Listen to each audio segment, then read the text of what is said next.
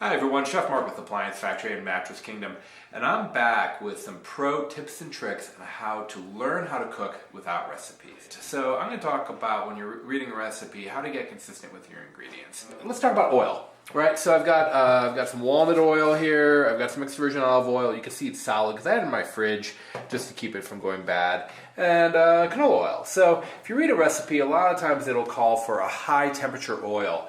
That's an oil that you're going to saute in. And I always recommend never sauteing in extra virgin olive oil because it's got a low flash point. It's going to burn. So find a high temperature oil. I like canola oil. What I like about it is very thin viscosity. You can handle high heat. It doesn't have its own flavor. Walnut oil has a lot of flavor, so I love using this in salads. I make a wilted spinach salad. This is my favorite oil for that. Safflower oil, grapeseed oil, choose one.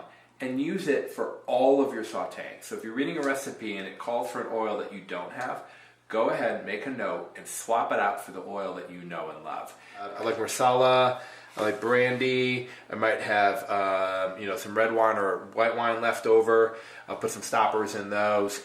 And I try to do all of my cooking when I'm cooking with alcohol with maybe red, white, marsala, because it's got some sweetness to it, and some brandy. So I typically use 4 different kinds of vinegar. I like white and apple cider, red vinegar, and balsamic. And if it calls for vinegar, sometimes you see tangerine, tarragon vinegar. And it's very expensive, and you have to order it, and it comes in, it's a huge bottle.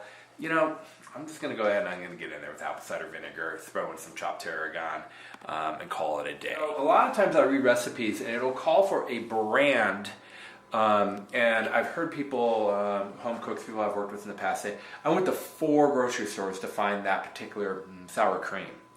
Well, it's not going to really change the recipe.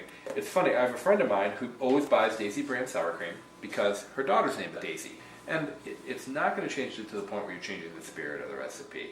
So be careful when you see brands. A lot of times, sometimes the recipe writer, they might have an agreement with that brand, or they might have a sponsorship, and that's why they're saying that brand. And then finally, let's talk about sizes, because I hear this a lot as well. And this is a great question.